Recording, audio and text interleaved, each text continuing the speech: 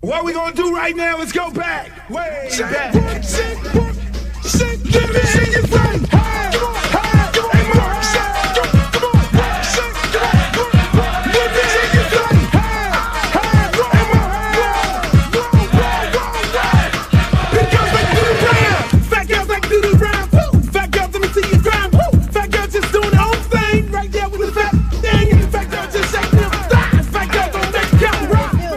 Baby. What's up? I thought you was gonna start hanging out with the big girls again. What is all this trash? Fat girl just looking so sweet. Fat girl don't make it easy. Fat girl just shake it, don't speak. Big girl, let me see you do a spin. Let go, let me see you touch the ground. Shake it up, take it off, back down. Drop me in the house. Rock it on, back. Work it, work it, work it, work it, big girl, big girl, big girl, big girl, big girl, big girl, big girl, big girl, big girl, like you around. Fat girl keep going so quick. Fat girl just move the damn hip. Fat girl get down, don't stop. Fat girl wanna see the pop. Shake it, stop, fat girl, shake it fast. Fat girl, nigga wanna see that. Fat girl bounce like a pro. Fat girl don't know what you know. Fat girl shake till you rip through what? On the web, that's hard part blue. Lips and out, y'all know the game. Fat girl don't have no shame. Shake that ass, bounce to the beat. Fat girl shake it, jiggle like me. St. Louis, back to the top. Fat girl like to do the ride. Work it, work it, work it, big girl, big girl, big girl, big girl, big girl, big girl, big girl, big girl, big girl, big girl, big girl, like do the ride. Hey, hey, hey, mo, hey. Let me hear you say, hey, hey, hey, mo, hey. Big girls like do the ride. Shake, work, work, shake, work, shake, work, shake, work, shake, shake, work, shake, shake, work, shake, work, shake, work, shake. To the ground, to the ground, to the ground, to the ground. Now sick of this. Now I want to show y'all a real show with the big girls. Oh, fat girl, brought 3. Can't hang with 100% beat. Fat girl, know that happen. Don't quit. Fat girl, run like you own it. Put your hands on your hips and grip it. Nothing new, I'm loose like it off the now. Fat girl, bring crew to top the climb. If not, I'ma pull the business down. Fat girl, bounce hot, stop tripping. If you do, get chicken and hot bitch. With a lot right, come to the night speed. I really shit get the day in the world team. Bounce fat girl, show the boy a shot. Let me see if the fat or not. Don't put fat girl, y'all like the gun. Let you out, let me see y'all do the rap.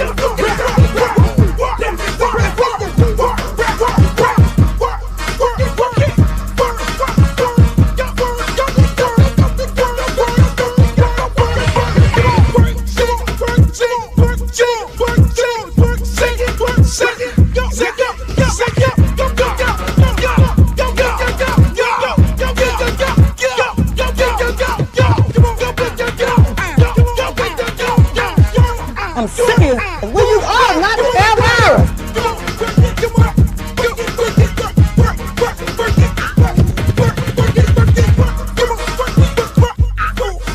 Oh, not the Britney Spears. Hey, how you doing? Big girl, big girl, big girl, big girl, big girl, big girl, big girl, big girl, big girl, big girl. Oh, but ain't the little leprechaun. Girl, your beat is so up. You look a mess. All about the big girls. What about the big girls? Big girl, work it, work it, work. Big girl, work it, work it, work. Big girl, you done suck all the fat off your ass. One time for the big girls. What's up, big girls? Big Volusious girls, the big girls, the big girls, the ones that I like, the ones that I like in the wintertime, the ones that you like in the wintertime, the ones that we all like in the winter times. Hey, yo, what's up, y'all? This is another edition of yours truly, Uncle Luke podcast. This is what we doing. Yo, we're a little saucy. We're a little saucy right now. I'm just saying, you know, we got all this red on this shit. You know, you swear I'm affiliated, but under those circumstances, I am not. I just wanted to just mix it up for y'all, you know, because I'm always in black. Because that's what I do. Always dressed in black, baby. You know, I wanted to, you know, let y'all see the fit, the new, you know what I'm saying? You know, the two-tone red, white with a little blue in it, little blue with a little blue, baby. Hey man, this is the best hat I got. This is the best hat I got. This is the most stylish hat that I have right here. You know what I'm saying? Hey, I want to welcome you all to another edition of yours truly, Uncle Luke's Show podcast. Yo, we are brought to you by Luke Records. Luke Records. What's up? What's up, Glow? What you doing up this time? Oh, come on, Glow. I can't really, discuss the time that we're on here, but this is the right time because I got to do this right now because, you know what I mean? We do this show Monday, Wednesday, and Friday, ladies and gentlemen. Welcome to another Friday edition of yours truly, Uncle Luke's Show. We are broadcasting right here live on all my streaming platforms, Facebook, yours truly, Uncle Luke page. Make sure y'all like, share, subscribe that. We are on Uncle Luke TV, YouTube. That's where my homegirl Glow is at. We are on Twitter. It's always malfunctioning, continuation of malfunctioning, but that's what they do. But I like y'all. I love y'all. I'm happy y'all in the chat. Facebook, y'all in the chat. Hey, YouTube, y'all in the chat. But right now, I want to know where y'all from. That's how I start the show off all the time. Where you from? Where you at? Where you from? And that's what I do. I like to have a conversation with y'all about where you're from and all that. There, people, let me just say this here. Let me bring y'all a little closer to me because I want y'all right here. I don't want this microphone. I don't want no distortion. I want y'all a little closer to me.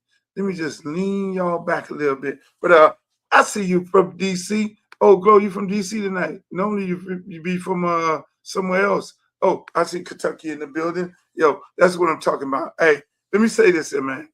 Let me say this. We have a big show tonight. This show is big. This show is real big. Jersey in the building by way of Jacksonville. I see y'all. I got a lot of my regulars in here. But I'm going to tell y'all this here. Man, again, we broke all kind of numbers. I just want to let you all know that you guys have made this show a very, very, very, very, very successful show. A very successful show. I'm stumbling like a motherfucker. What's up? What's up, Vicky? Over there in Gainesville. But I'm just saying, we did in the last month 6 million people.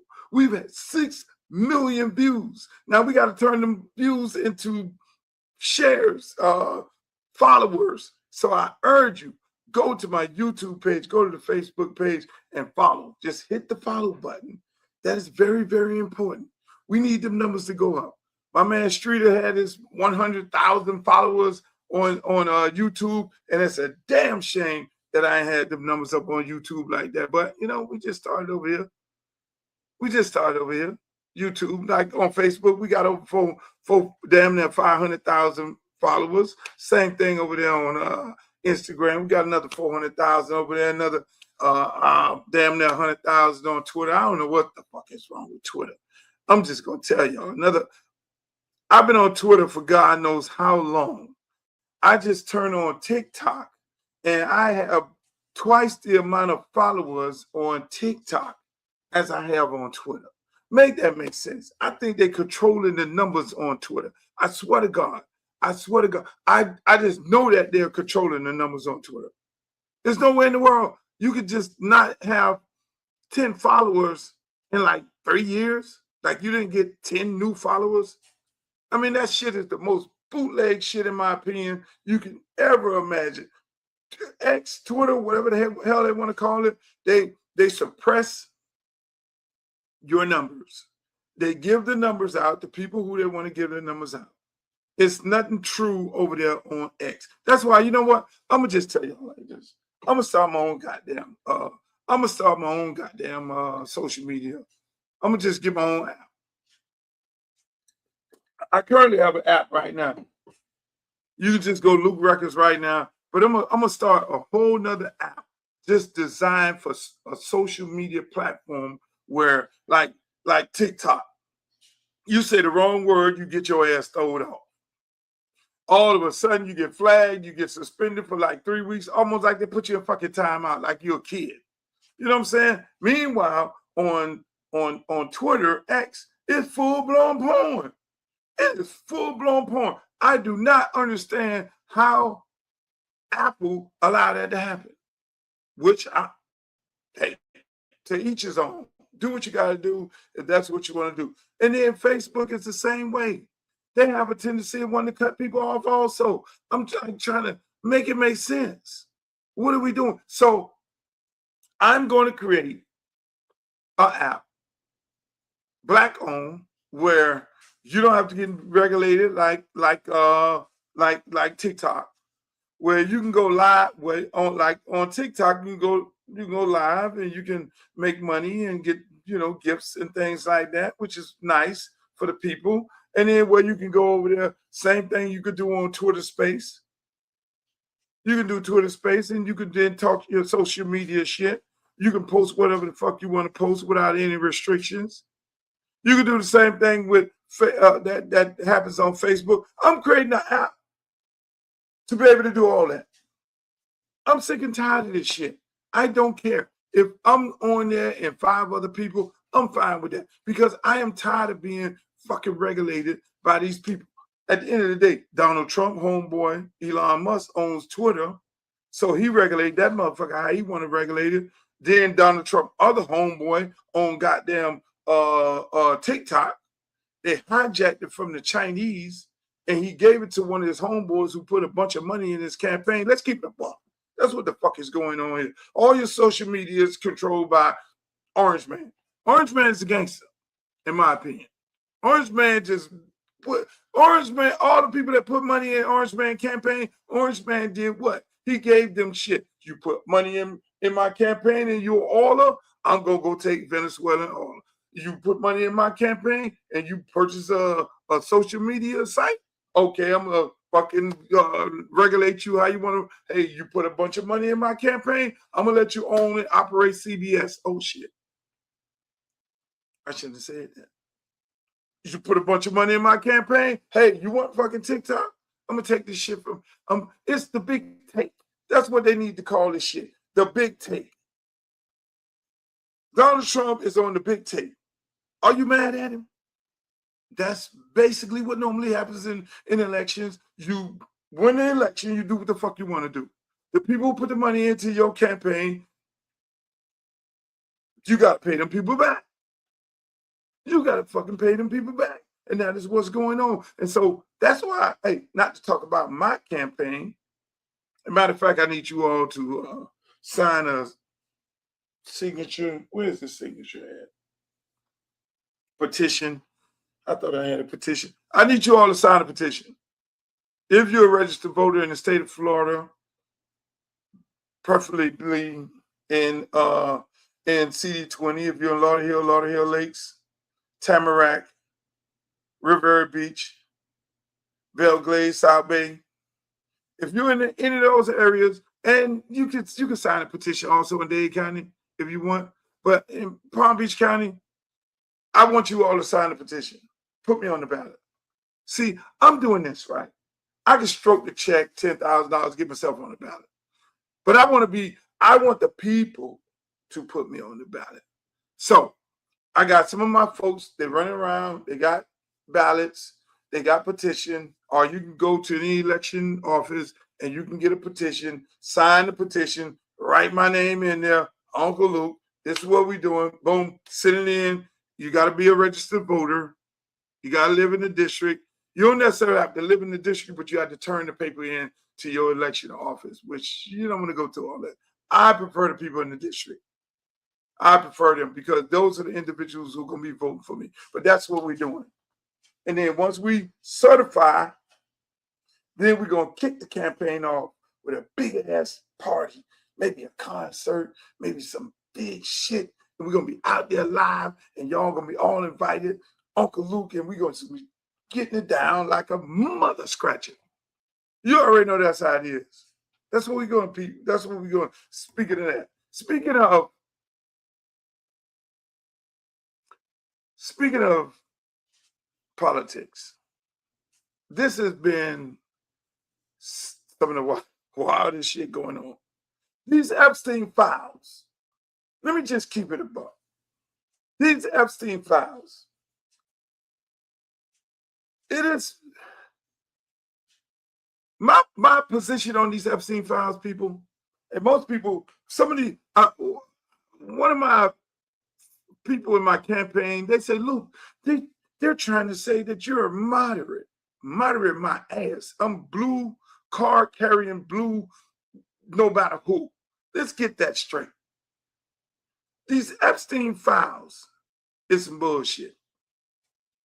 Number one, bullshit on the fact that nobody has went to jail. All of a sudden, the prince from England goes to jail. But all these motherfuckers over here who is up in there, who's accessory to the allegedly raping of these underage girls, not rape, but having sex with these underage people. All of a sudden, over the pond, this motherfucker is the prince brother. This dude is the fucking prince brother. The prince, like, hold on, let me just, I'm gonna play this for y'all because the prince ain't on that bullshit. The prince like, yo, you fucking with little. That's how I am. If I had a brother right now, which I got brothers, and they was fucking with some little girls, and allegedly fucking with some little girls, and you go to court, boss, deal with that shit. And I had to write, oh, no, fuck that. You got to go to court. You shouldn't even put yourself in that predicament to be with these motherfucking girls. You're sitting there lying like a motherfucker when the people asking you, were you over there with the man? Were you fucking with this man? You said you went back to the United States. You had a conversation. Why the fuck you got to come over to the United States and have a conversation with a motherfucker? All you got to do is say block. So you come to the United States, have a conversation with a man and say, I don't fuck with him no more. He don't fuck with me. You do a whole interview and say you don't fuck with the man? Really?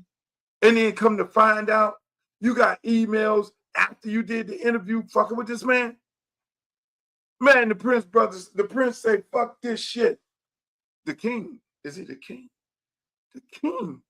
The king say, fuck my brother. Get your ass in jail. Check this shit out.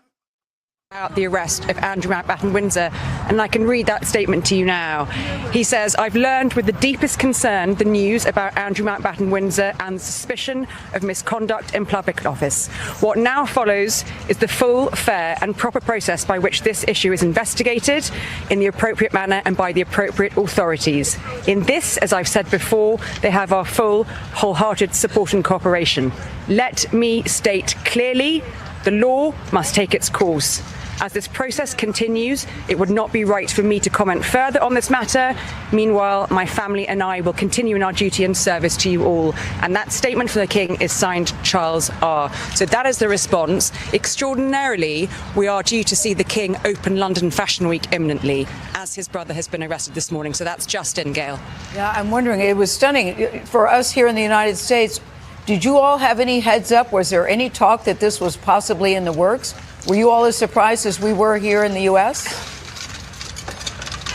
There has been momentum building over the last few days, Gail. We saw yesterday, I think, an accumulation of around 7 or 8 police forces getting involved. We also had the involvement announced yesterday of the NCA, which is our national crime agency, sometimes described as the British FBI.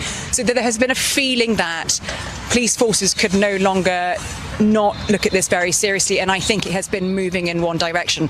That said, to see those police cars arriving, about 8 of them this morning, at the Sandringham estate, at Wood Farm, where Andrew is temporarily staying, is quite a moment. This is the King's brother who has been arrested on suspicion of misconduct in a public office, the first senior royal to ever be arrested.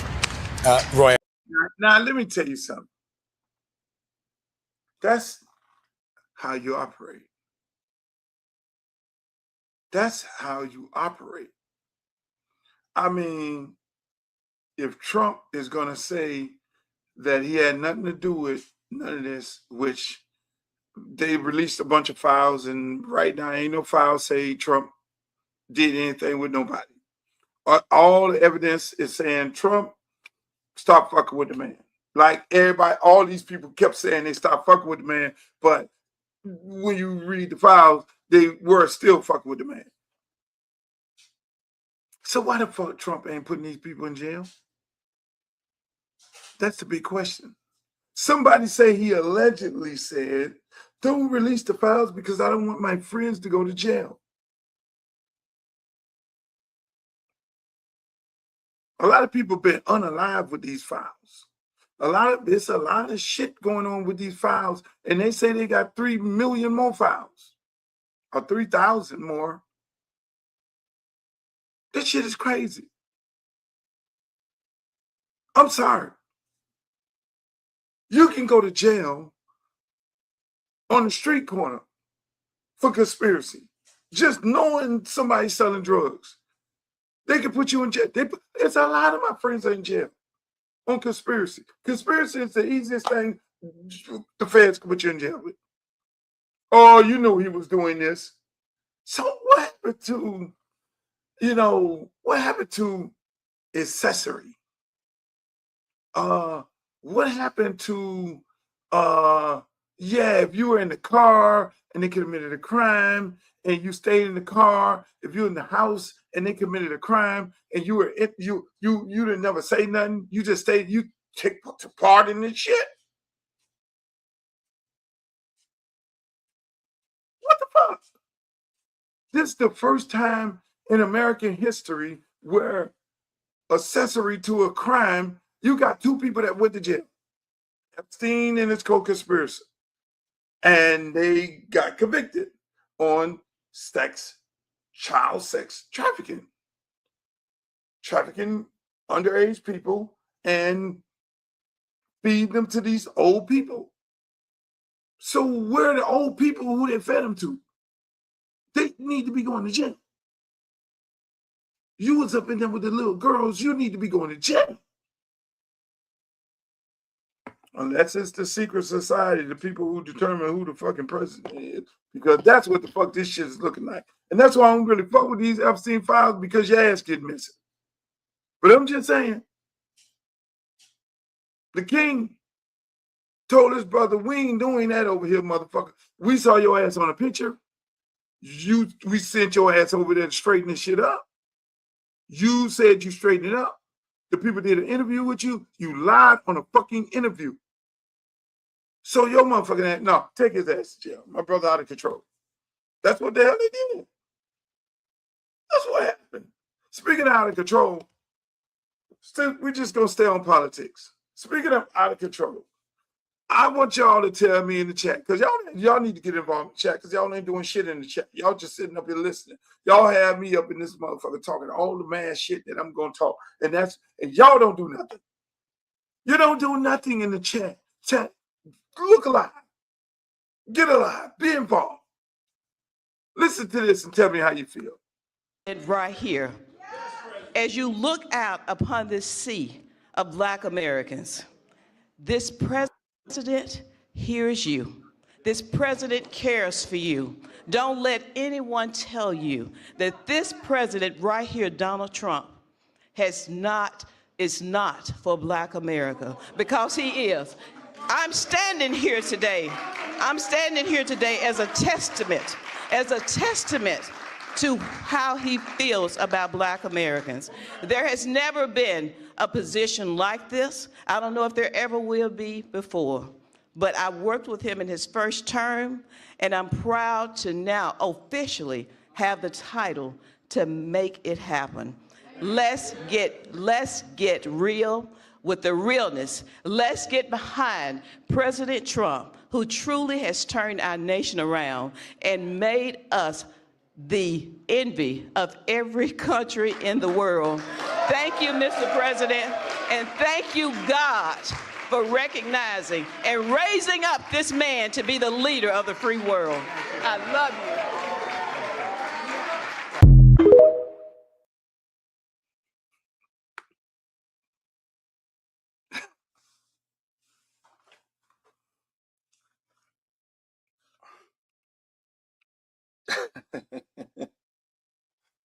Hey, this shit funny. I actually had another lady tonight call me up. It's her birthday. Another one of Trump girls. Luke, it's my birthday. I'm down here. We're going out. And the friend of mine put me on FaceTime. He was like, yeah. Luke running for office. She was like, I don't fuck with no Democrats. Fuck that shit, Luke. I don't fuck with no Democrats. I'm like, okay, well, why you want to go out with me and party? I'm not going nowhere. You trying to get me in trouble? You want to get me into? You know I'm running. I am running for Congress. So you Trump lady, I ain't gonna call her name, is trying to get me in trouble. But speaking of this, I'm trying to figure out how anybody can cape for this man. Just today, yesterday, he had this long old speech about Jesse Jackson, his friend, his confidant. He loves Jesse. All the things that he did. He gave the Rainbow Coalition office in his Trump towels, which he did, because I know Jesse real good. God bless his soul. Listen, man, hats off to Jesse Jackson, one of the greatest that ever did it. A guy who's my mentor. You know, I've sat down on many occasions, had many conversations with Jesse. I love him to death. I'm sad to see him go. My condolence goes out to Jesse and his family, everybody in the Rainbow Push organization. I know his health was deteriorating. You know, Jesse had to sit there and look at all this shit going on and not be able to get up out the chair and then go fight. He's going to fight another fight. So, I mean, listen, you know, people, Jesse was a great one. Jesse was a great one. I'm going to keep it a buck. Jesse was a great one. No matter what you may say, this man ran for president. And then this motherfucking Mike Johnson. Just today, less than an hour ago. Thanks, Mike Johnson. Can Jesse's, can his body be put in the Capitol? This fucking Mike Johnson. All of a sudden, he's holding back on, oh no, that's only for presidents. Well, Rosa Parks' body was in there, Mike. It was Martin, it was Malcolm, it was Jesse, and Farrakhan. We know you're not going to put Farrakhan in congressional. We know you're not going to do that because that's what the fuck y'all do. And matter of fact, ladies and gentlemen, hey, look, we need to treasure. Whether you like Farrakhan or not, we need to treasure him. He's the last one here. He's the last of the real ones. He's the last of the real ones from the old school. Because this shit we got right now, we don't know what the fuck it is. I don't fuck with Al Sharpton. I'm sorry. I don't fuck with Al Sharpton. Anybody that's going to the fucking FBI telling on other brothers, I don't fuck with him. I'm sorry. But going back to Trump. Trump and Jesse was good friends. No, the motherfuckers are tight. I know that for a fact. I've had many conversations with Jesse, and see, Trump and Jesse was friends when Trump was a Democrat. Jesse was partially the one pointing Trump in these directions to put money in Kamala Harris' campaign. You didn't know that. In Hillary's campaign, in Bill's campaign, he spent more money in the Democratic Party just as law allowed. Because he got the things that he needed to get done when he spent the money in the party, and that's what you got to do. And so now this version of him, the man got slick. Let's keep it a buck. Trump is a businessman, but a major opportunist. He looked at this Republican Party as a vulnerable party. The man sat there and he carefully analyzed it. Y'all think this man crazy? This man ain't crazy by a long shot. He sat there and said, man, fuck this Democratic Party. I'm going to go over here to the Republican Party because they got this party that they call the Tea Party.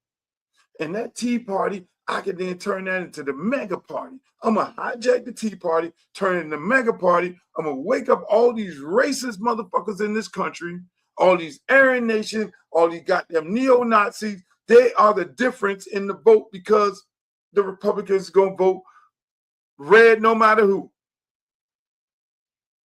So with a combination of traditional Republican and all these people who don't normally vote, I'm going to get these motherfuckers together and goddamn it, that's how I'm going to win. That's what he did. It's really simple. It's really simple. And so he got to feed them people this shit.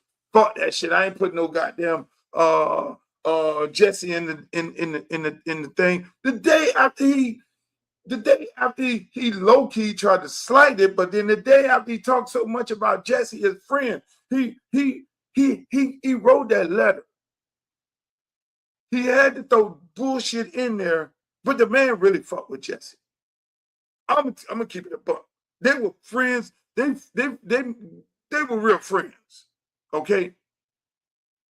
May Jesse rest in peace.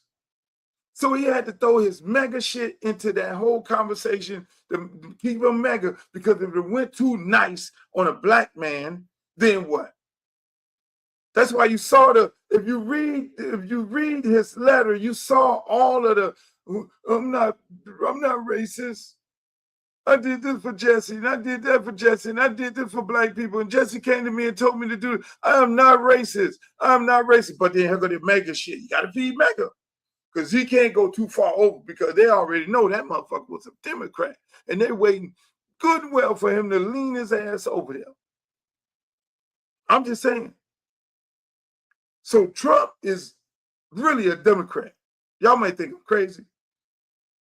But he feeding mega the bullshit to keep the power, because the power is allowing him to get the bag. The man playing politics 101. He says he's a businessman, but no, he's a fucking politician. And that's what he's doing. So meanwhile, the man knows he's sitting there right now trying to rig up the goddamn motherfucking election. You can't vote by mail-in ballots. No more mail-in ballots. Fuck that shit. Because he's carefully analyzing this shit. Carefully analyzing how many mail-in ballots. Oh, if I strike the mail-in ballots, I got their ass on that one, because Democrats mostly don't go to the polls. They do the mail-in ballots, because now my rural area numbers will outnumber their numbers in them cities. You got to have an ID. So you got to have what kind of ID? Passport? We already go in there to vote with a fucking ID, with our driver's license. They want you to have an ID. Listen to this shit. They want you to go up in there, have ID that match the voter's registration. So what if you got married? Ladies. See, that's who we're going after, the ladies. So if you were Ann Baldwin, and now you're Ann Williams, because your voter's registration card said Ann Baldwin, and now you had to change your ID to Ann Williams, you can't fucking vote.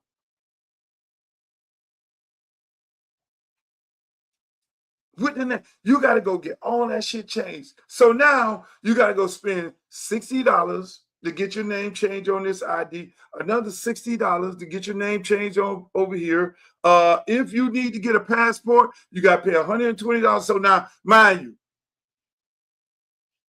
and you got to take off work. They changing the whole shit. Inconveniencing all the people who what? Inconveniencing all the people who are living in poverty. Because you tell somebody who's going paycheck to paycheck, you got to take off a day to go to the passport office and sit in a fucking line to get a passport, and you better hope to God that you have all those other steps of your ID, your driver's license matching your marriage license. You got to go up in that bitch with a marriage license, driver's license. You got to go up in there with everything, with a birth certificate, marriage license, driver's license. You got to go in there all this shit. And if you don't have it, you got to go and get it. So you're going up into the motherfucking place with a big ass folder. Spends a whole day. What your boss gonna say? What is these people boss gonna say? And it's called 60, 120. So you out of damn near $500 just to vote. That is what's happening. The King Trump, He only wants people who can afford it to vote. And that is how they're trying to rig the fucking elections, people. I'm keeping it a buck. I'm keeping it a buck. So a combination of kicking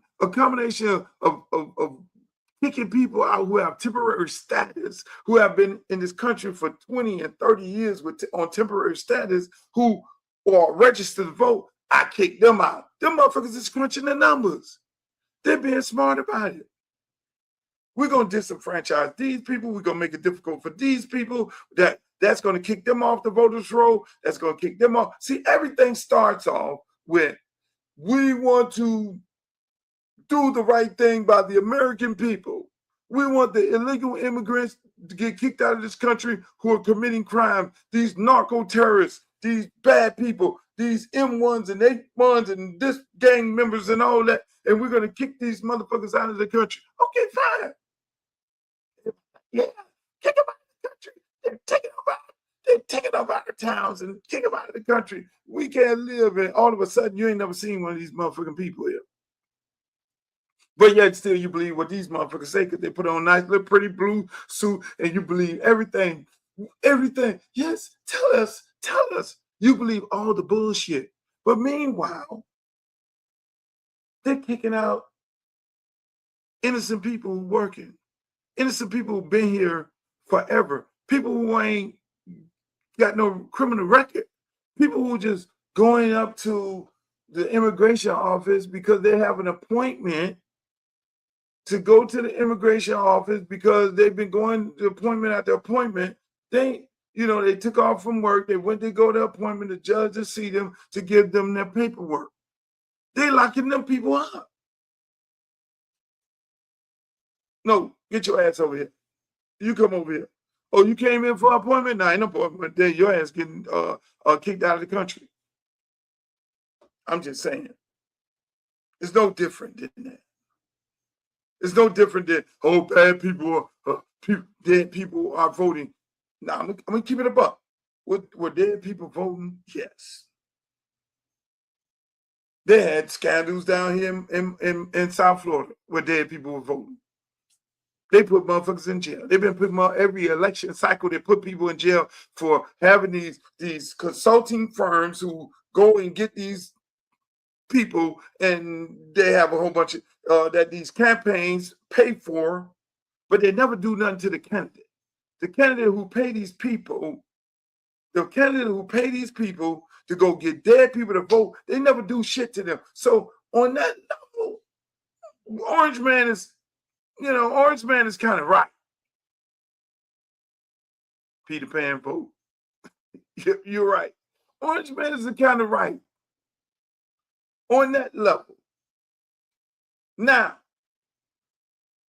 on another level, the drop the mail ballot off in the box. All they did was the numbers. You can easily crunch the numbers. How many Republicans do mail-in ballots and how many Democrats do mail-in ballots? Also, a large portion of Democrats do mail-in ballots and this amount of Republicans do mail-in ballots. So let's say no more mail-in ballots. So our numbers superseded the Democrats' numbers because if we eliminate complete mail-in ballot, if they were doing 100 mail-in ballots and we were only doing 50 mail-in ballots, if we get rid of the whole goddamn mail-in ballot, we'll gain 50%. You see how the math goes? Don't sleep at the wheel, people. That's what the fuck is going on in this election. So my good friend Stephen A. Smith, he's on there saying we all need to be friends. We all need to love each other. And I got to go do a show. He hit me up, asked me to do a show. I know he want to talk about politics. He want to talk about Luke running for Congress. Yes, I am, and all that beautiful stuff. But he got a fucking, listen. He got to have a conversation. This is not a friendly fight. You can, on one hand, say, Jesse is my friend, but on the other hand, you tell Mike Johnson, don't let this motherfucker lay in the Capitol. If Jesse is really your friend, Orange Man, you'll tell Mike Johnson because Mike Johnson's your do boy. Let's give it a buck. I can't wait to go to Congress. They fucking turn me loose in Congress. Y'all better pray that the people in CD20 don't vote for me. Not voting to Mike Johnson.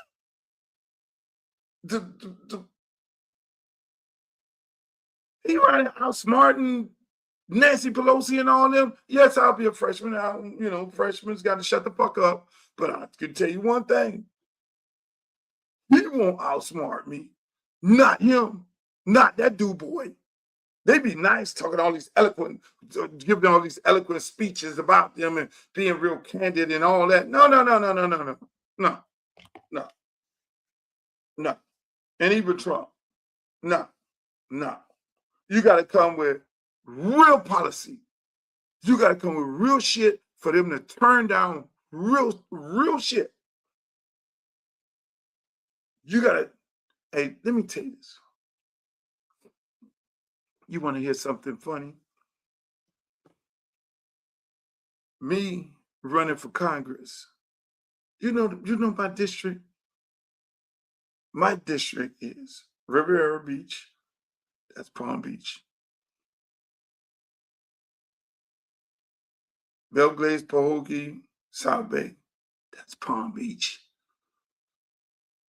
Lauderhill Lakes, Tamarack, Sunrise. So, who lives right next to my district? Donald Trump.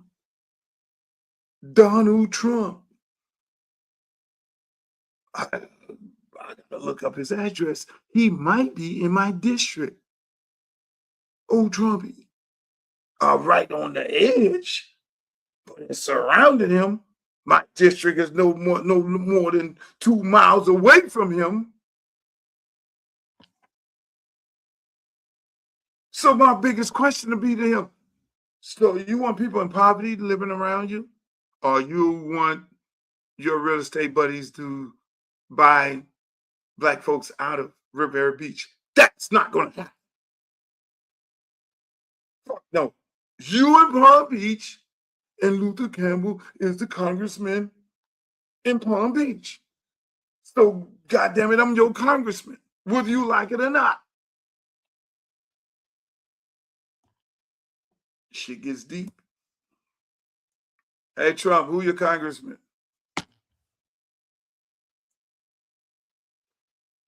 We need to get resources for our area. Man, listen, listen.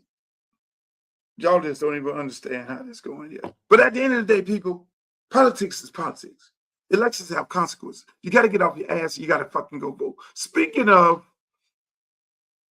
Jasmine Crockett, my God, this is a political show tonight. My God, what a shit show going on in Texas. We have a primary with 2 Democrats going at it, and it's getting messy. Just like my listen, I'm trying to stay out of the mess. In my election, I'm doing the petition. Once I do the petition, they certify my signatures, and they say you are certified, Mr. Campbell. You're on the ballot. Then my campaign officially starts at that point. But by me announcing on Sunday that I am running, I got these little people in my race talking real saucy. Everybody got a little something to say. You feel me? And I'm like, okay, jump out there if you want to, because this is a different type of candidate. You're dealing with a different type of animal when you're dealing with Luther Campbell. Tough skin, and you better have tough skin when you come. And your whole crew better have tough skin, because what people don't realize, these candidates get fed information by their campaign manager and the people that work for them. Listen what I'm saying. These candidates get fed information by the campaign manager and the people who work for the campaign. And they say, hit them with this. And they gas the candidate up. You talk dirty on this. And they send dirty flyers and dirty posters. And they get dirty. They get down in the mud and the gutter and start talking about another candidate. I choose to run a clean race. But I do understand it's a contact sport. You hit me, I'm going to hit back. But you know who I'm going to hit first?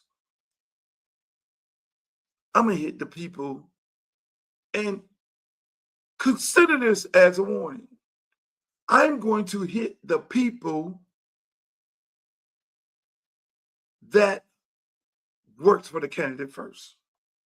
So if you're the campaign manager and you're gassing up the candidate to talk smack about me or get dirty in the mud, I'm going to get the people that work for the candidate. I'm going to drag you in the mud. No, you will not. Let me put my hand to the side. Let me put it to the side. You will not, under no circumstances, be exempt. Because I am going after the people who work for the candidate. I'm going to go after them first. And yes, I'm going to get, but I don't want to do that. I don't want no, leave me alone. Don't try to drag me in the mud, because I am going to drag you, campaign manager and surrogates, people who work for you. You better have your shit right, because I'm going to drag y'all ass in the mud just like as if y'all the candidate. But I don't want to have that kind of race. I'm going to run on the facts. We will not have a race and have me standing up here like Jasmine Crockett doing this.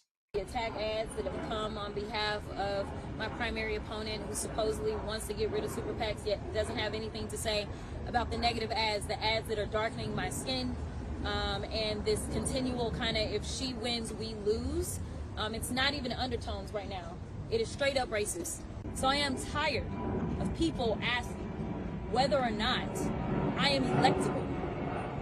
The reality is that is nothing but dog whistle. So do you blame Representative Tallarico for the frictions and tensions?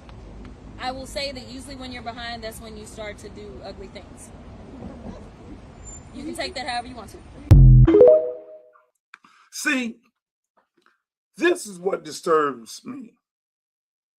Now, she's running a Democratic primary, right? And there's word that the party is rooting against her. See, and this is what happens in politics. Now, the party, when there's a primary, the party's supposed to, just stay out of it. I'm the head of the Democratic Party. I stay out of it. I can't help you. I can't help nobody. When the primary is over, then we support the individual. And from my understanding, a lot of people are saying that the party does not want Jasmine Crockett, which I totally disagree. The party feels that Jasmine Crockett is not electable in the state of Texas because Texas is so fucking red. So they want the white guy to win. And so they're doing any and everything. This Colbert shit that went on with her, where she got snubbed and they put this other guy on there and they didn't let her on the show. I mean, you had all that going on. And now it's getting real messy because it's getting what? It's getting racial. When she got to stand up there and say, oh, it's getting racist. Now, mind you, this is supposed to be a Democrat.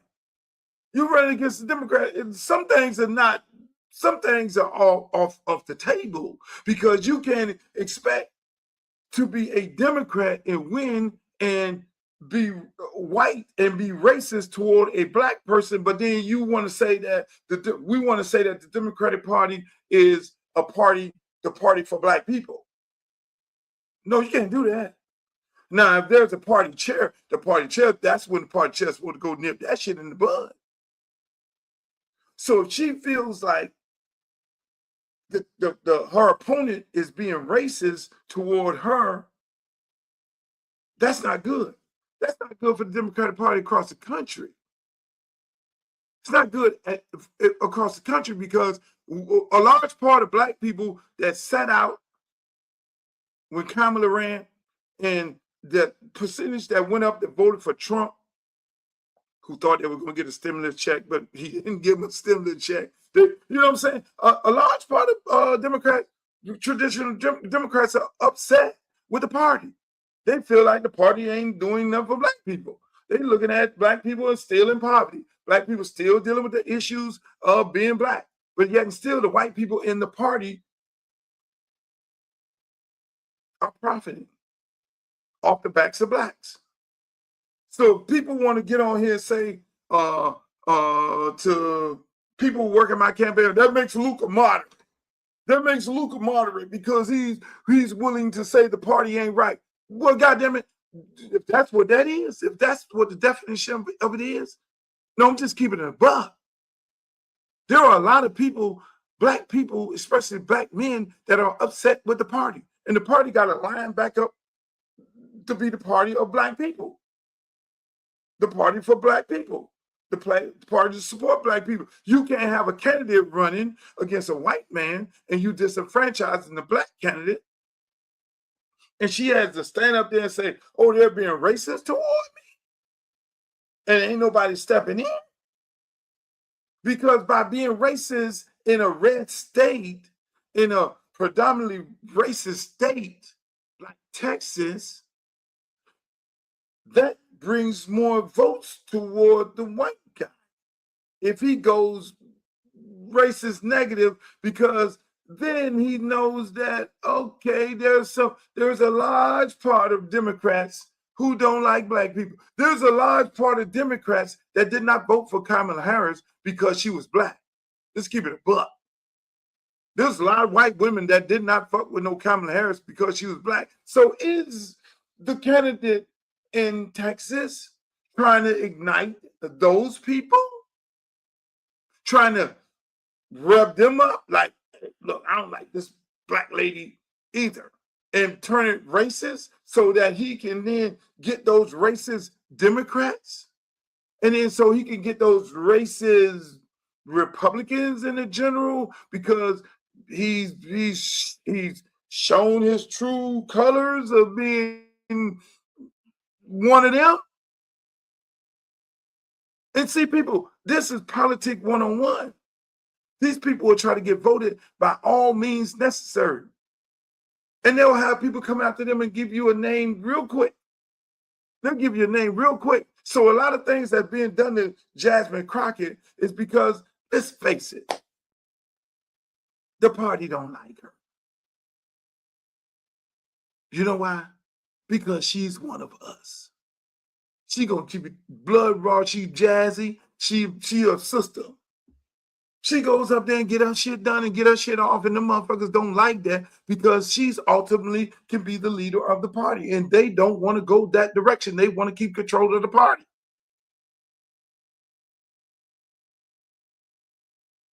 I'm just saying. You say she's fake? You say she's fake? Why is she fake? Anybody else in the chat agree with him? Why is she fake? Because she's outspoken? Because she keeps it a buck? That makes her fake? No, it don't make her fake. It makes her a defender of our people and the things that are happening to us. Would you prefer her to not say nothing? Or what they call it? Turn the other cheek? And see, that's why my whole campaign is really, I'm not going in there with that grandstanding shit. I'm not going there. I'm going there to get some things done. People CD20 elect me. I'm going to get things done. We got infrastructure bill, and we ain't even taking advantage of it.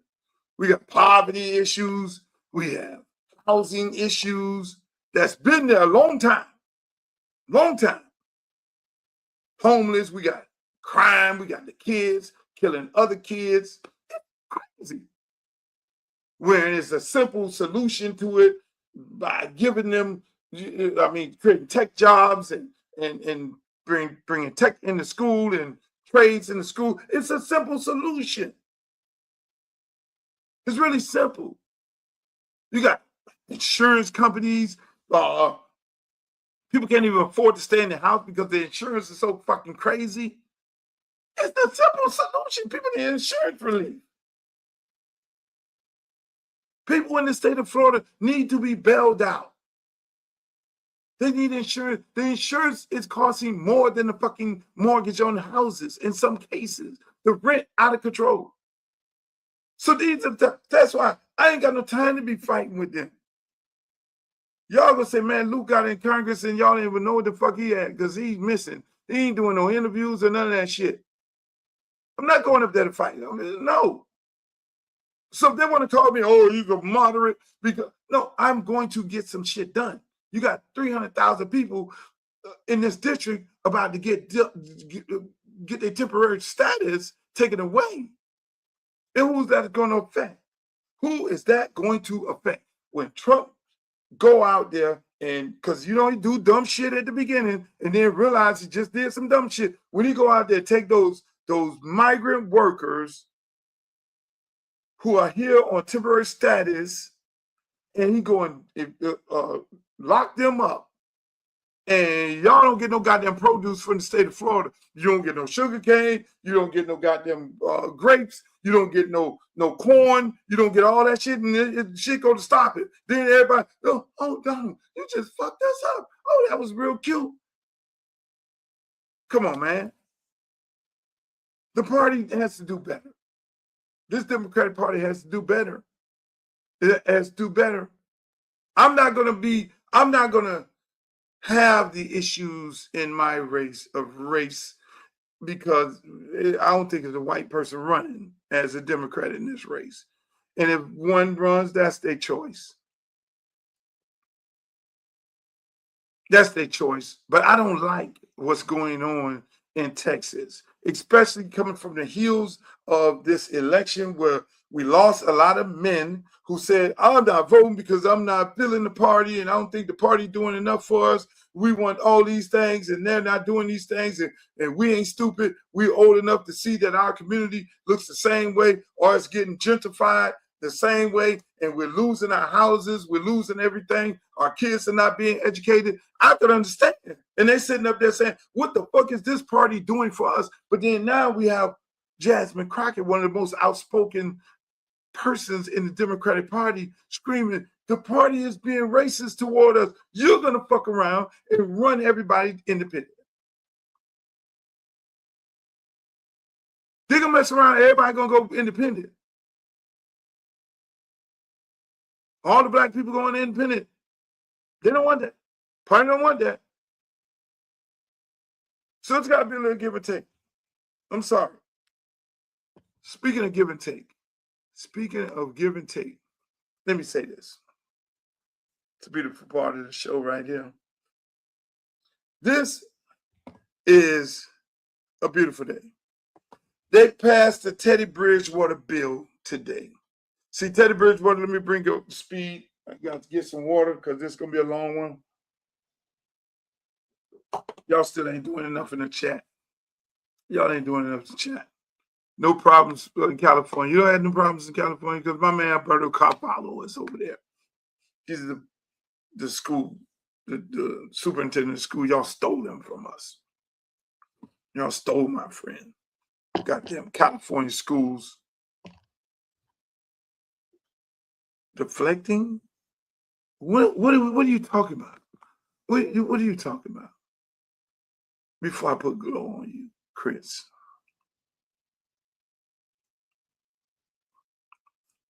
What you want to talk about? You want to talk about this, Chris? This is what you want to talk about. The Democratic Party tried to kill the black race. How, Chris? How did the Democratic Party try to kill the black race? Stop that. You're being too extreme. Jesus Christ. Where y'all get these people from? Made me lose my chain of thought. So, people, speaking of Chris and his bullshit, this man is in, you can't help but look at him. I look at him over there. Teddy Bridgewater bill. Teddy Bridgewater bill was passed today.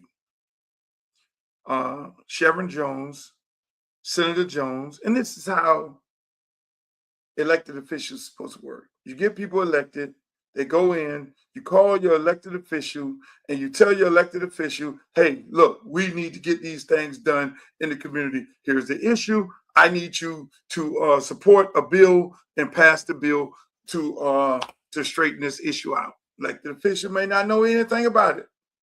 They'll take it up. They're okay, hey man, let's talk about it. What is it?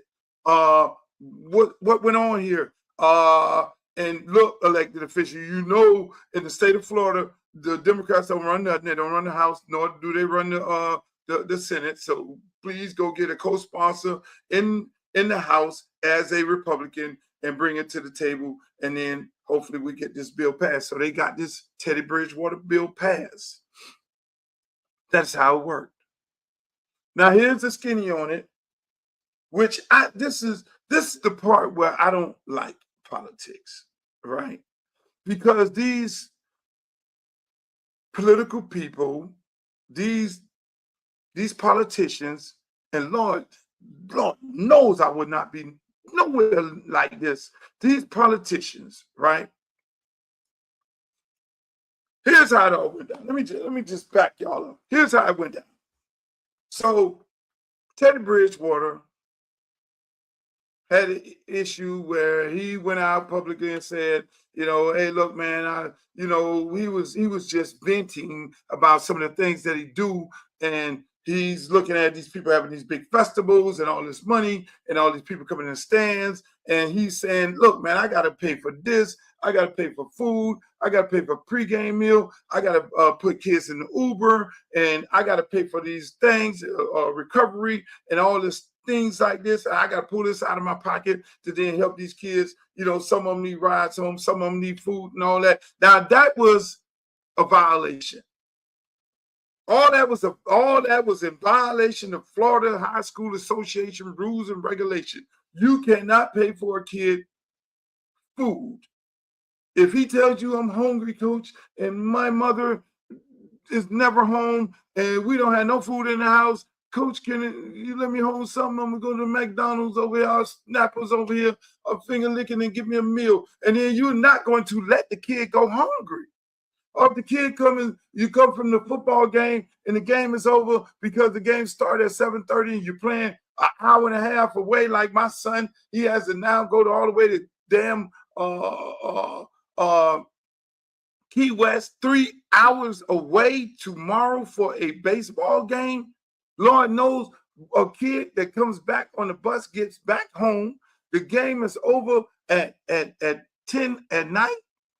They ride another 3 hours. They're getting home at 2 in the morning. So then now when they get to home at 2 in the morning and they're standing outside the school, according to Florida high school rules and regulations, that kid is sitting there. He can't get into contact with his mom. He can't get into contact with his daddy and all this. He's standing outside. And you, the coach, you got to make sure every person leaves and this kid is still standing there. You technically cannot pay for a fucking Uber ride to get this kid home, where you could just call Uber and have Uber to take him to the house and let him go on. You technically can't do that in the state of Florida up until today. So Teddy Bridgewater said these things out loud. He didn't know the rules and regulations because he had not went through certification, to my understanding, to learn the rules and regulations. So when he said that, he was just speaking as a guy who, you know, this is my first year coaching. I know better because I was coaching in high school for over 20 years. So I know better. I was like, yo, I can't say that shit. Because I went through certification and they tell you the do's and the don'ts and you need to read the rule book. So this is a brand new coach. And so when Teddy Bridgewater did that, then now the school then, wanted to suspend him. They eventually school suspended him. The state said, oh, we didn't do anything to him because of that. Now, and the school said, we're going to do a self-imposed suspension because we know the state can come back around the corner and stick us. So now we got to suspend Teddy Bridgewater for this. And so now it's a big-ass fucking story. Here's a former NFL player. He's coming back to his school to coach, and he is getting suspended for Uber rides and food, which is asinine, which is bananas. So what happens? This is going on. Me, Luther Campbell, said, this is fucked up. What did I do? Got on the phone. Let me call the senator because I know civics. Let me call the senator because the Florida High School Association is not going to change no rules. They use the rules. Florida High School Association, what they do here in the state of Florida is selective enforcement. They'll let you get to the end of the season and be like, oh shit, Teddy, you get ready to win the state championship. You just won the state championship. They just took that bitch away because you said you did some improper benefits according to the Florida High School rules and regulation. You can't do that. So the school had no choice but to self-impose and self-inflict, self-report. So they're going to get caught by the bullshit. And so what ends up happening? Luther Campbell gets on the phone, like I always do. Hey, Senator Sharon Jones, we got an issue here. You know, what happened to Teddy and what happened with Teddy is all wrong. There's a rule in the book for the Florida High School Association. They're not going to change it because they do what they want to do, when they want to do it, how they want to do it to people. But we have to change this rule. And he said, well, what's the rule, Luke? And then I sent him a copy of the rule, and this is what's going on. And so we need a legislative body to change the rules of the Florida High School Association. What most people don't understand is the Florida High School Association is a subsidiary. They're not a part of the state. They're 501c, and they're like a contractor of running high schools, governing high school sports for the state of Florida. So the state of Florida can put in policy to change their rule, amend their bylaws, which is what I asked Chevron to do. And what Chevron did. What's the issue, Luke? Here's the issue. Let me break it down. This is the issue right here. Well, can we get Teddy on the phone? And Teddy is going to the NFL now. We can't get Teddy on the phone. Regardless, this is a wrong that was done to him, but it's directly possibly can affect every high school coach in the state of Florida. We need this change. This bylaw needs to be changed. I have had my run-ins with the Florida High School Association, and they have a serious problem with South Florida football teams. I did a whole goddamn appeal to last year for the month for the people and laid it out. You know, did my own hearing and spoke to these people, and they say, okay, is that it? They went and had a whole conversation about the appeal and the conversation I had. And at that point, I couldn't talk anymore. And they say, oh, well, we're going to deny this appeal because he brought this in at a late period of time. Mind you, according to the rules, they determine when to hear your appeal. And according to the rules, your appeal is supposed to be brought in at a certain period of time. And if you pass the deadline, you don't even get heard. So here's some motherfuckers up here telling me I brought in an appeal too late for them to make a decision. That is the kangaroo court called the FSHA that we have to deal with. So when I go and talk to Chevron and say we got to change this rule, the first thing happens is Craig Damon gets on the phone with me. Luke, this is going to be bad for high school football. No, the whole system is bad because you're allowing all of these damn private schools, just like everywhere in the country, whether it's DC, whether it's California, whether it's Texas, all these private schools are eating off of the public school kids. And it's all bad. So not on my fucking watch. Man, but coaches and it's going no. Coaches are going to be paying the kids and getting them transportation and all this. We already have open enrollment and all that. So I don't care. The goddamn private schools are already doing it. They taking these private school buses and they riding them into the black neighborhood, bringing the black kids and taking them to the private school, not giving them the private school education, but giving them the prep school, which is the goddamn charter school education saying, oh, Gulliver Prep, American Heritage Prep. They're not getting American Heritage education. They're getting food, and their parents is running around telling people, oh, my son goes to Gulliver. No, your son goes to Gulliver Prep. That is the charter school. No, your son goes to American Heritage Preparatory.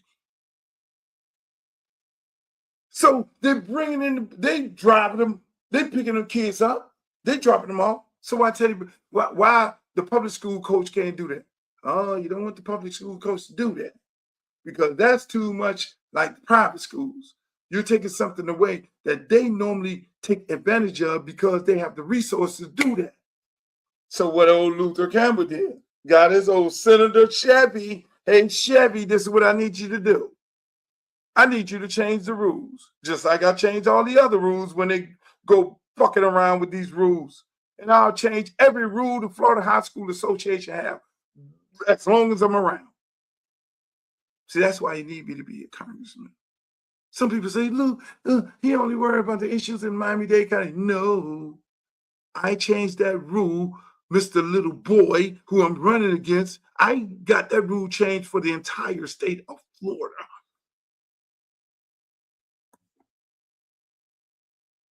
So, meanwhile, back at the range, tell Chevron, it goes to the thing. Chevron, hey, man, can you get Teddy on the phone? I can't find Teddy. I can't get him on the phone. We want him to testify. Oh, okay. Hey, man, Luke, I want you to come up here and testify, man. I appreciate you bringing this bill to me, man. We got it done. Da-da-da. Yeah, Chevy, good shit, man. Man, I'm happy that you got it done. Hey, look, I got a list of these. There's a lot of people mad. A lot of people mad. Now, let me just say this.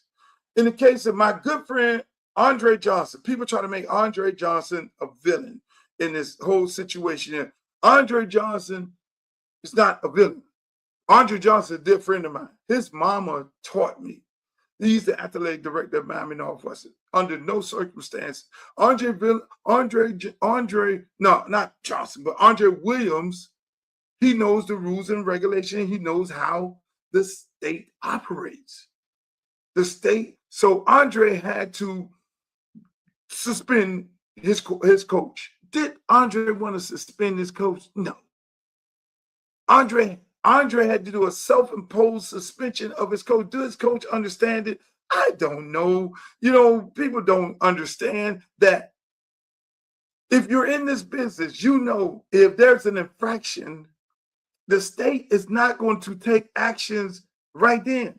And that is something I may need to visit because it's no reason why the state should wait till you finish the fucking season and then come back and strip you of your title for something that you did before the season even started, or something that you said before the season even started, or some infraction that occurred at the beginning. They should be taking action of whatever infraction, whatever breach of a bylaw at that moment, so kids don't go a whole year and play a game and then get to the championship and all of a sudden, because of some shit like this. So Andre Williams had to protect the school. That is his responsibility.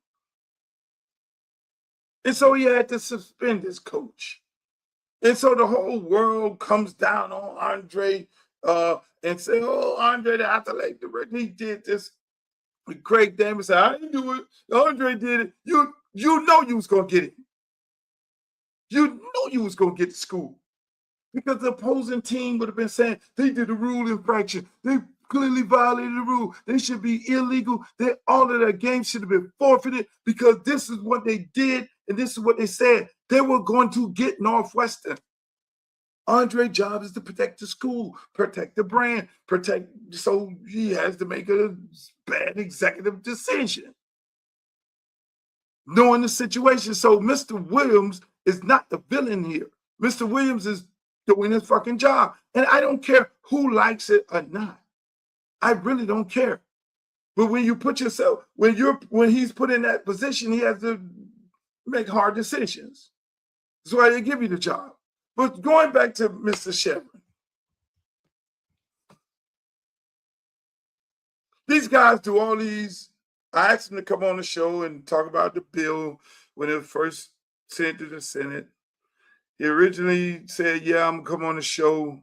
Then for some reason we got mixed up and I started talking about the bill and how it all came about and me calling him and him then taking the ball and running with it the way our elected officials are supposed to do these things. And I think he got a little in his feelings that I mentioned that. So what the fuck? Did Chevron not want me to tell the true story? Did Chevron, these are the questions. Did Chevron want to say he came up with this all by himself? That he didn't get a call from Luther Campbell and say, hey, Chevron, we have an issue here, you know, do the job of what I'm supposed to do is call my elected official and say, elected official, this shit needs to be changed. I mean, we had a gentleman, we had an NIL issue. We called him up and the state rep changed it. So I just don't understand us.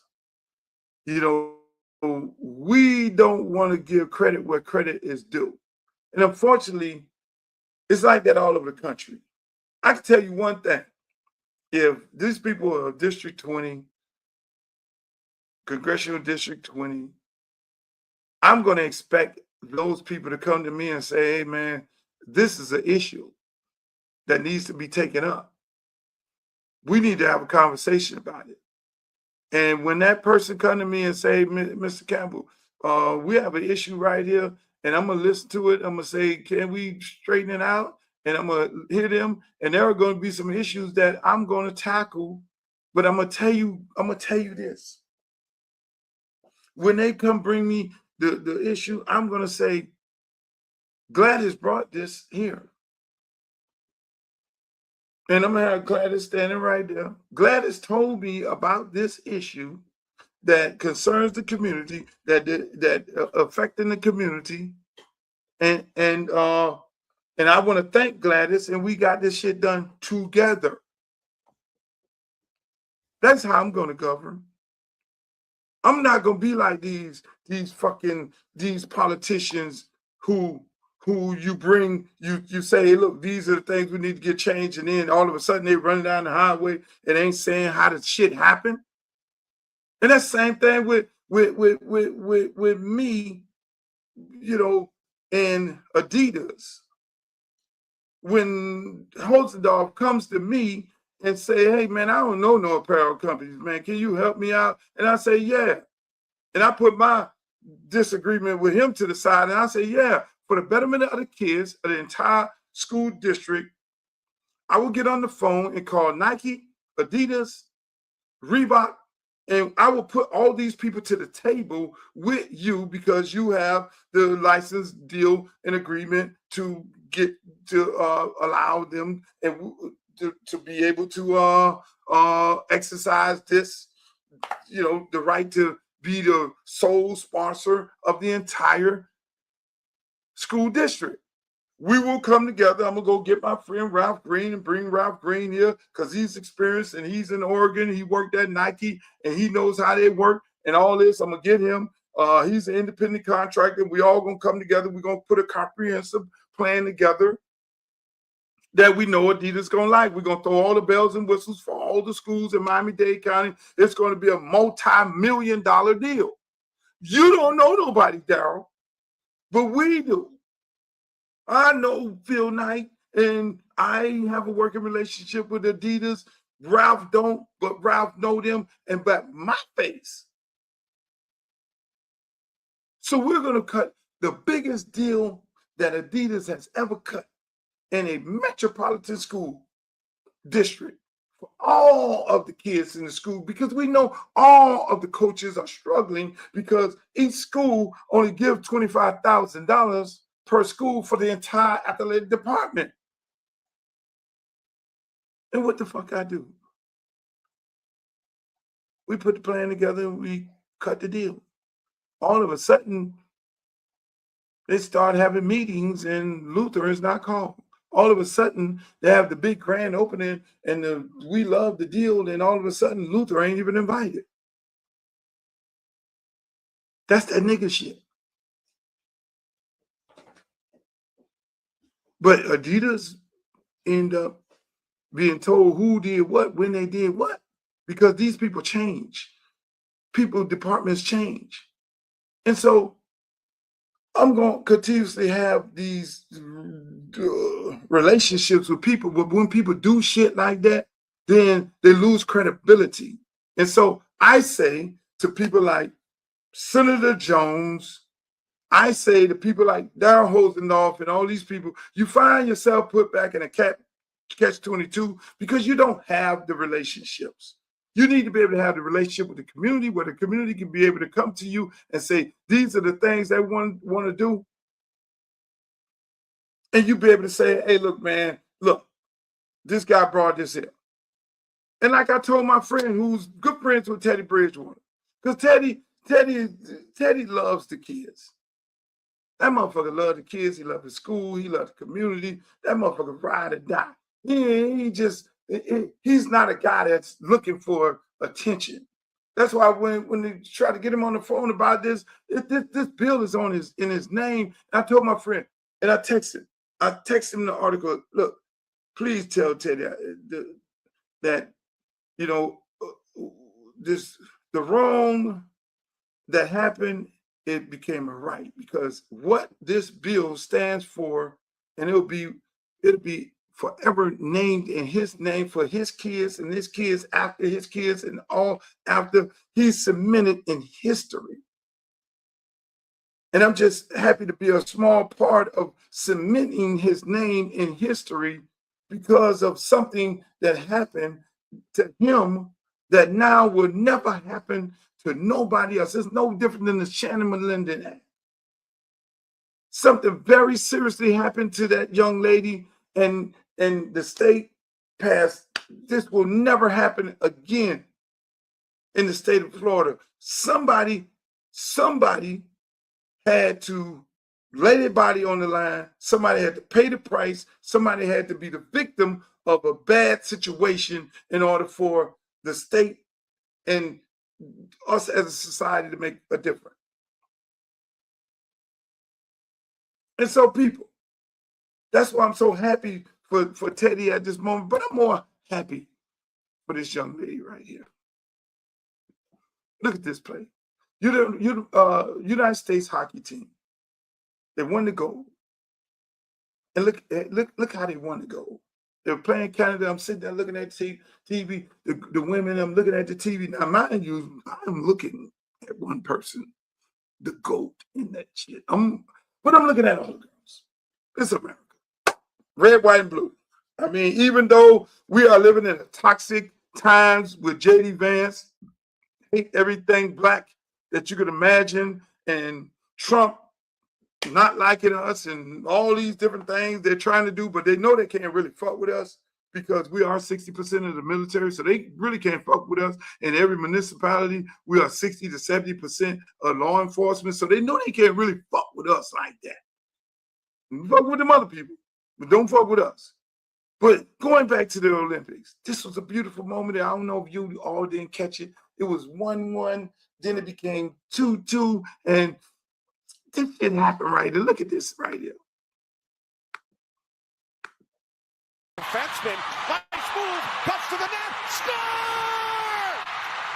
Megan Keller, the overtime hero, the United States wins gold in Milan.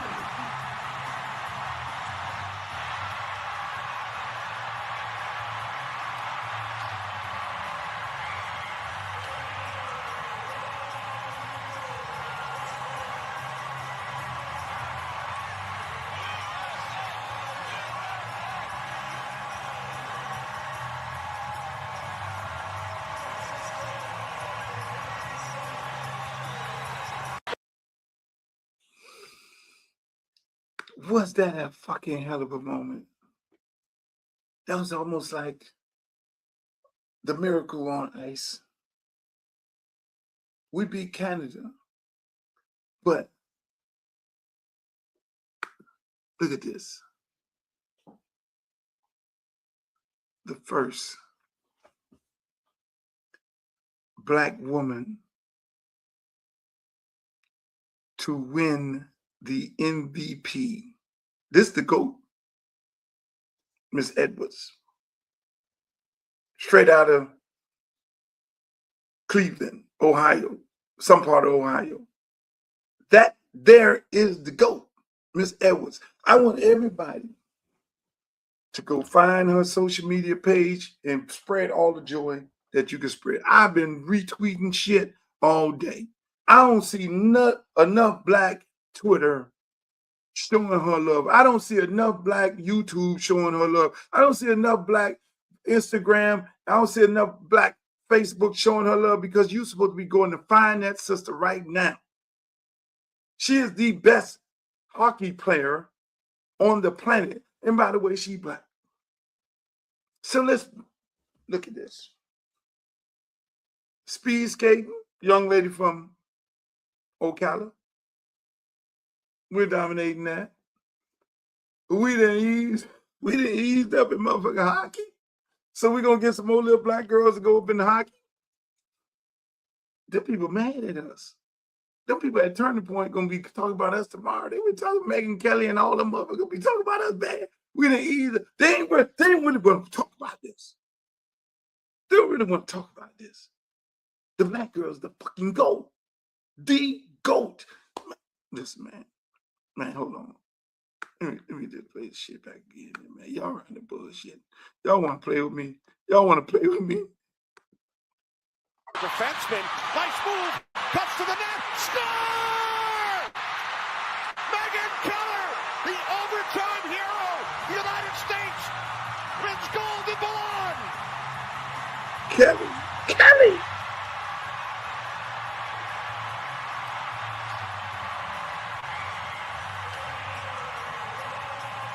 See that moment? Let me just keep going. 90 defeat, real to victory. See that moment there? That's America. See that moment right there? That is America. White girls, black girls, embracing, loving each other.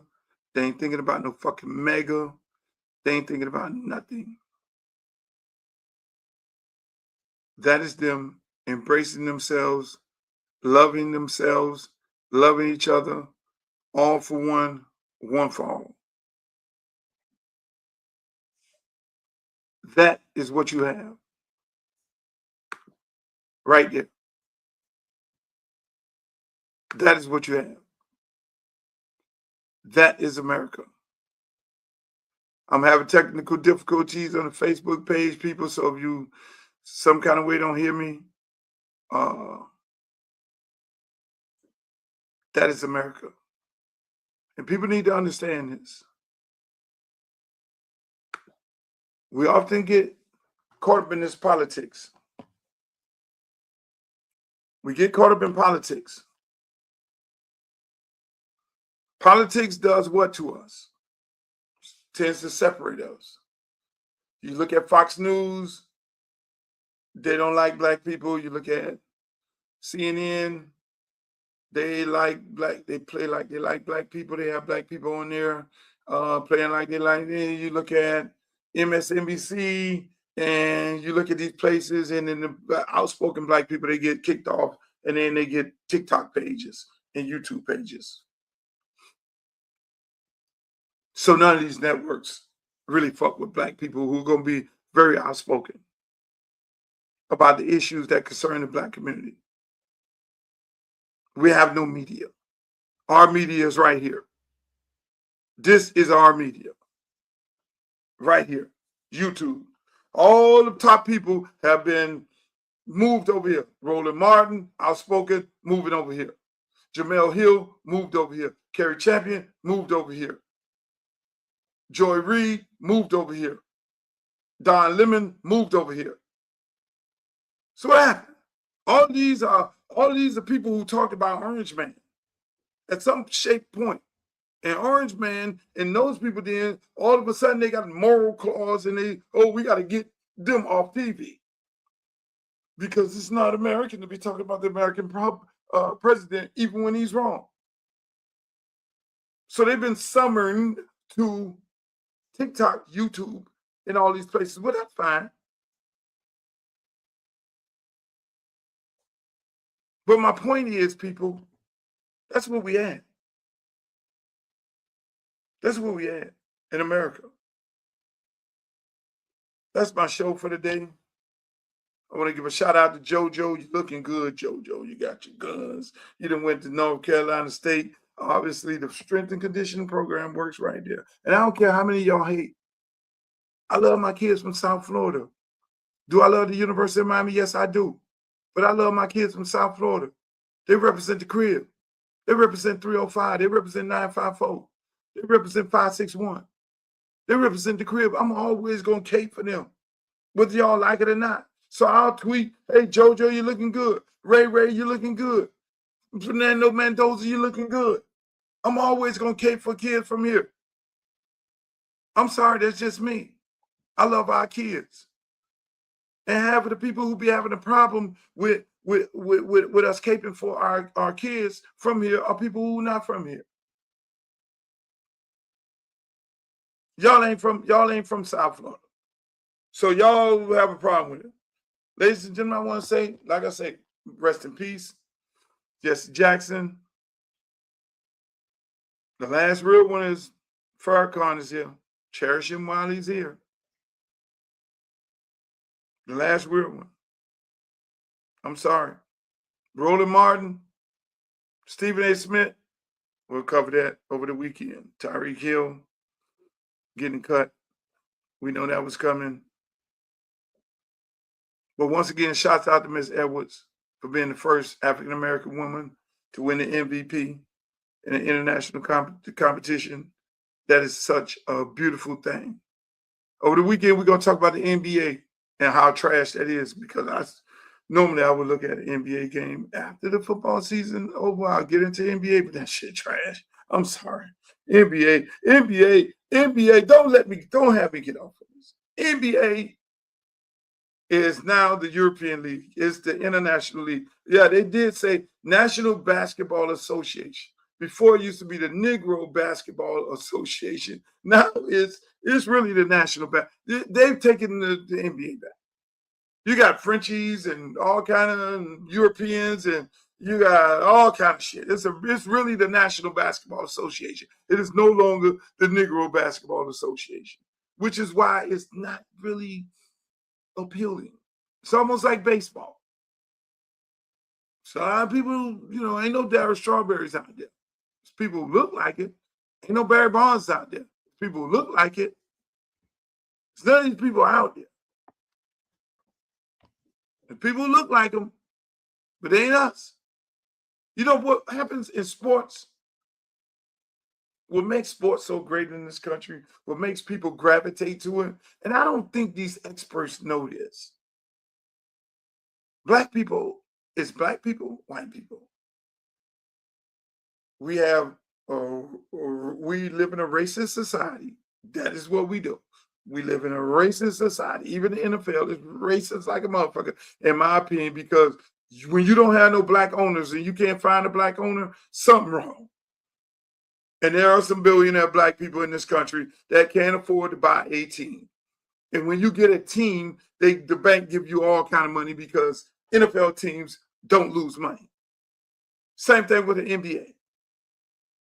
A lady asked me the other day, said, Luke, why did you make a statement saying integration fucked us up?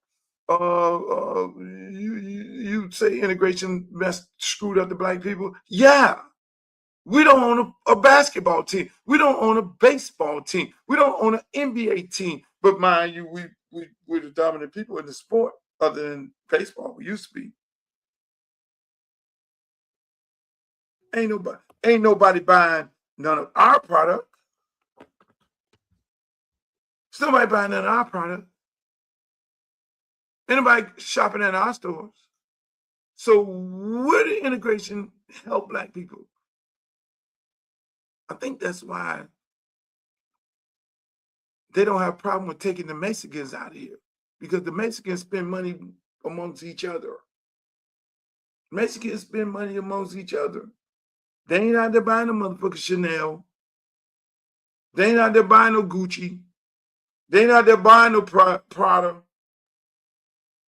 They out there getting their own crop. So they look at them, they low key look at them people and say, you know what? They party by themselves. They drink their own Mexican liquor. They shop at the Mexican places. They eat the Mexican restaurants. They don't spend no money in the economy called the United States of America, so they're expendable. You ever thought about that? You ever thought about that? You ever thought about why they fuck with these people? Because they mean so much to the economy.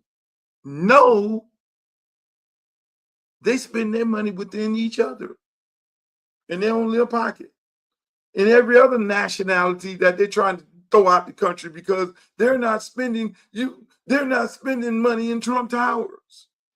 They're not going to the Four Seasons.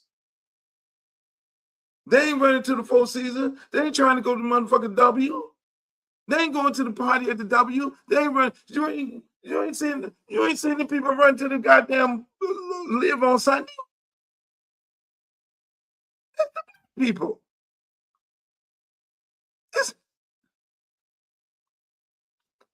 I'm just saying. So when you are not stimulating the economy with the money you're making and you just spend it amongst each other, that is not traditionally the American way. I'm just sorry to say. Why do you think what happened to Tulsa happened to Tulsa?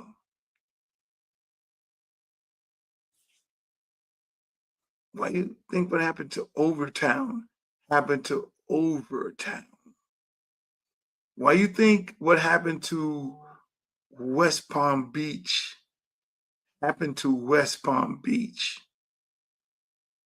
Why do you think they want to erase Black history so you don't study Black history and understand the travesties that happened to us?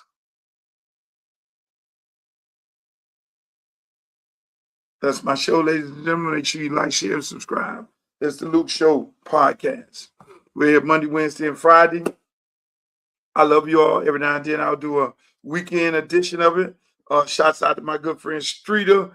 I don't know where he is at tonight. I didn't get him up to have him come here tonight. Yep. That's right. Magic Johnson and Larry Bird. Magic Johnson, Larry Bird.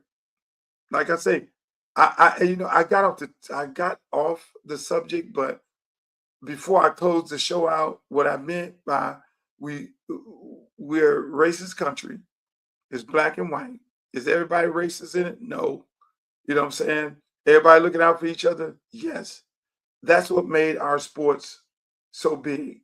That's what brought people to the baseball field, because the black guys were playing against the white guys, and the black guys was on the team with white guys, and the team with the black guys and the white guys together played against the teams with the black guys and the white guys together, and they played against each other.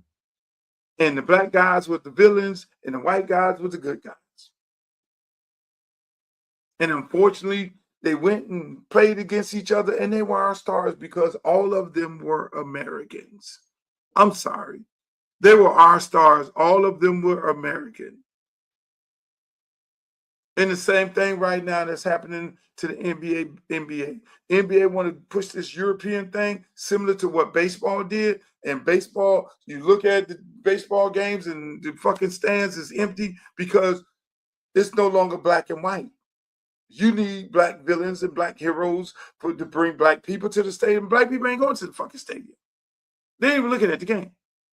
You have white people go to the game to boo black people and to be cheering for the black person on their team. So it's a black and white situation. And where these people got off the fucking rail with baseball and with basketball, which is going to be a dying situation very quick, similar to baseball, you're going to have the product is going to be bland. It's going to be non-existent. I mean, LeBron James, Kevin Garnett is the last of the Mohegans, people.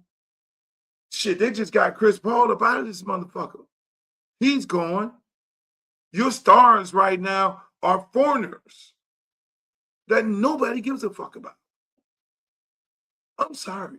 The best player in the NBA is the kid over there in San Antonio.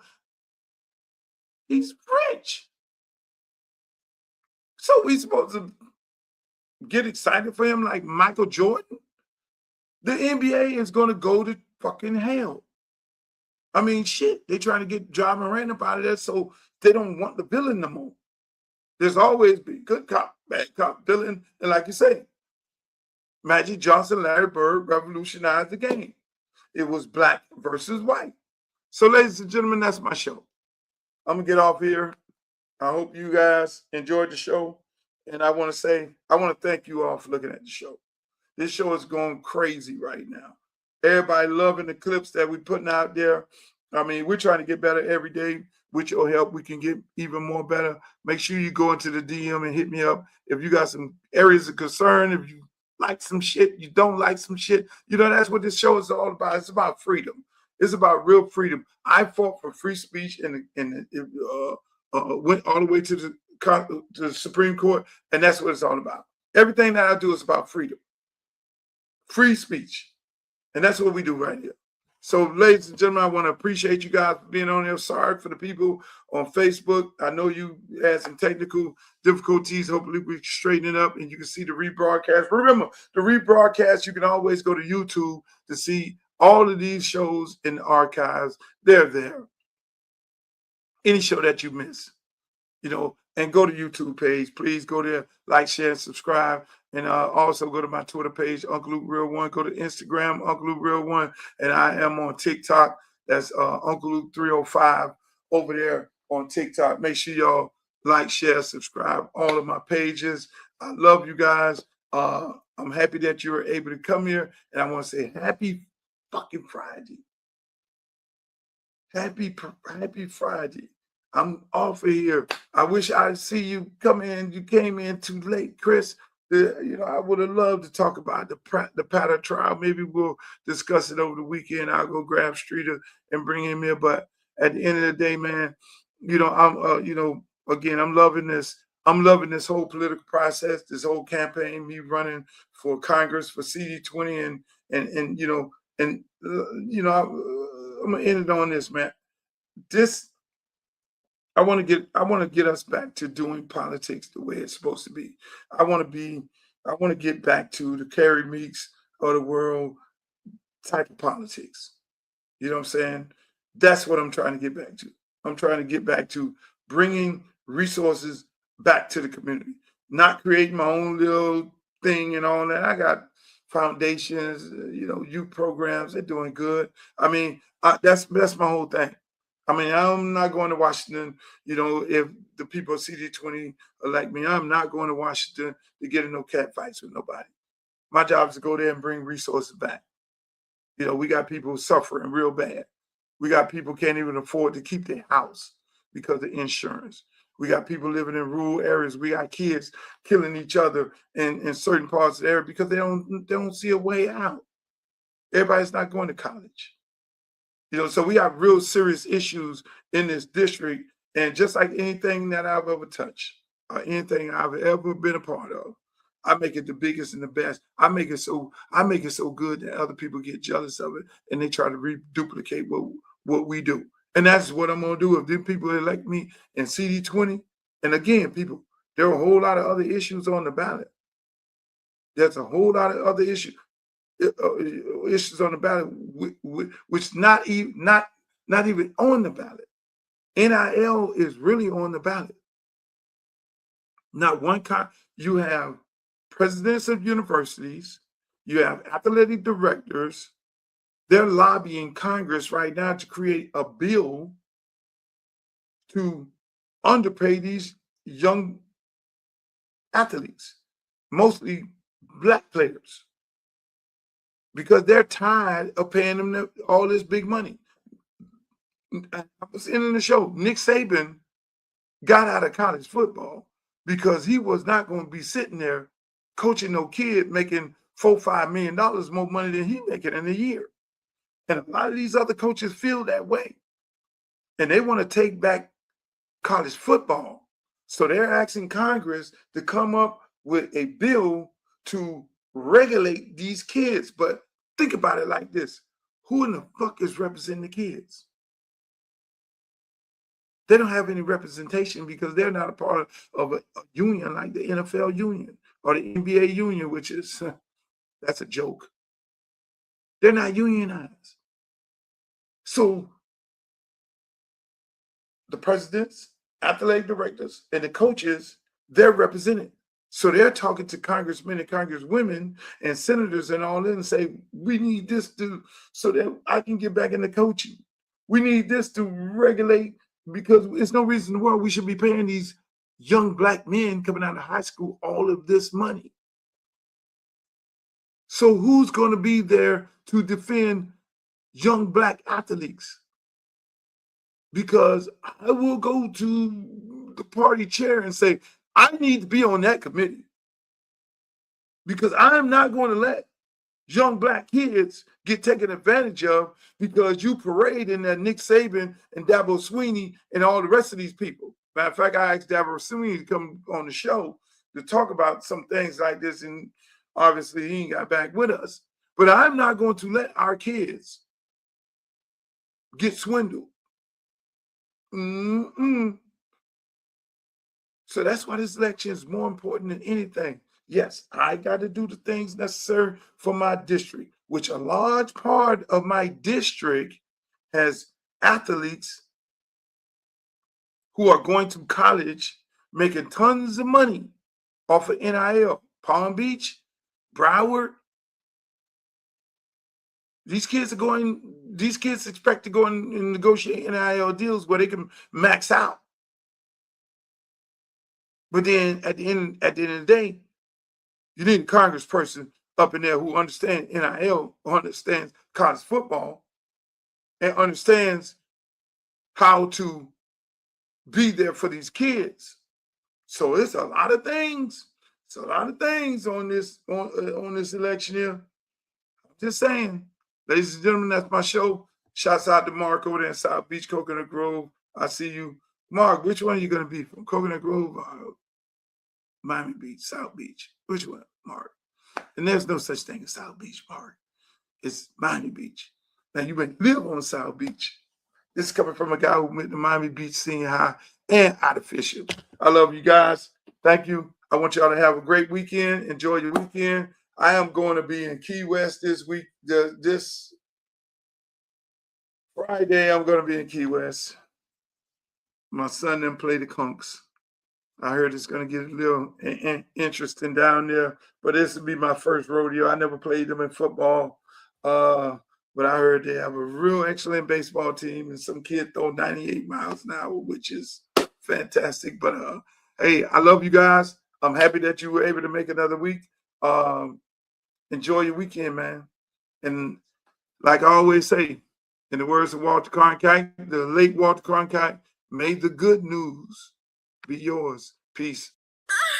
Make the booty go, make the booty go, make the booty go, make the booty go, make the booty go, make the booty go, pop, pop, make the booty go, pop, pop. I need some bad girls. I'm gonna let y'all hear my new song. I need some bad girls. Come on, baby. Come on, right here. You and you. Come on with that, your fine ass. Sit on the dick and ride on it. Sit on the dick and ride on it. Sit on the dick. Have we heard anything at all from his former wife as